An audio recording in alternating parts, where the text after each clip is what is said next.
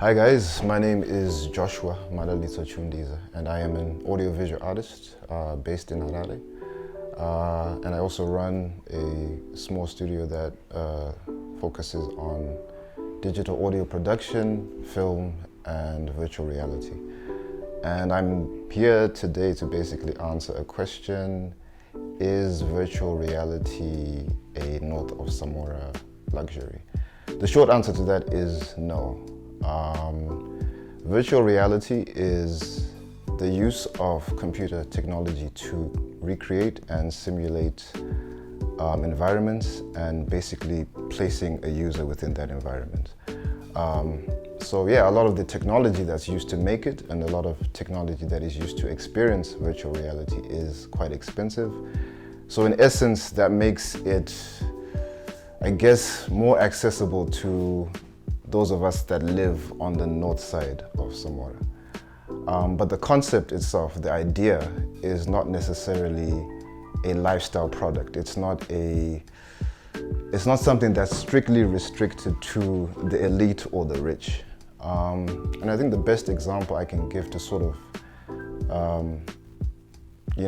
compare in terms of virtual reality is the internet.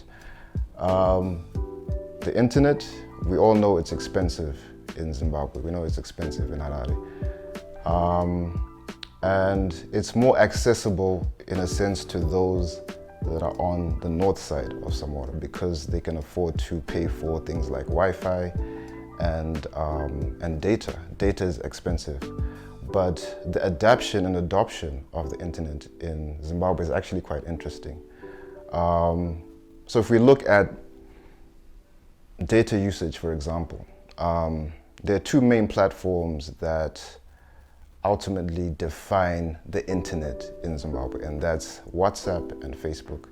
These are the two leading platforms that take up consumption in terms of data usage in Zimbabwe.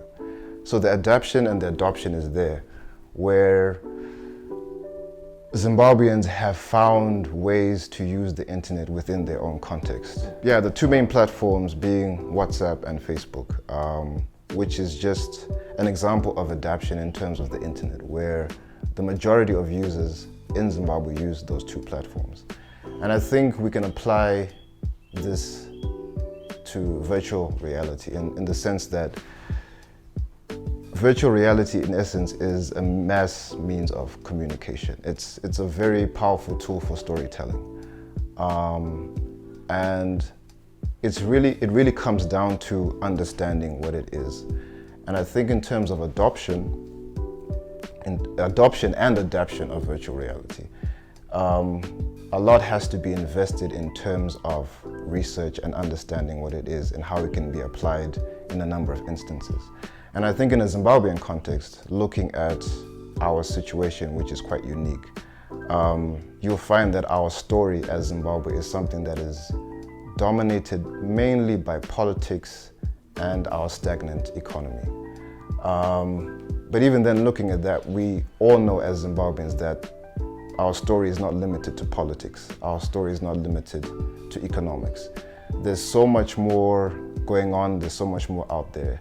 Zimbabweans are doing amazing things, and I think virtual reality is one tool that is very powerful, that can be used to tell a more holistic Zimbabwean story. So why do we need VR, virtual reality, in Zimbabwe? Like I mentioned earlier, it's a good medium for storytelling. We need to expand our means and methods of storytelling. We have photography, we have film, we have music, we have different art forms for telling stories, and VR is just an extension of that. Yes, of course, it is expensive in terms of the equipment and the making of it, but I think that's something that can be dealt with by means of working as collectives, and basically just tapping into the resources that we have in terms of human capacity. A lot of the issues or a lot of the things that we think are expensive are not necessarily expensive. I think it's just a matter of coming together and seeing how we can equip and resource each other based on what each player can bring in terms of the collective.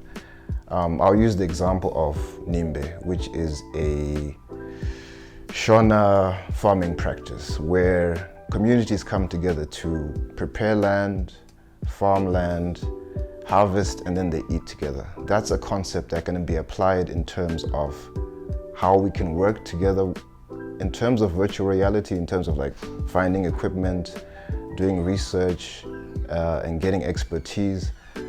The basis of adapting VR into a Zimbabwean context really begins with understanding what it is and people coming together to work collectively to begin to tell stories in virtual reality.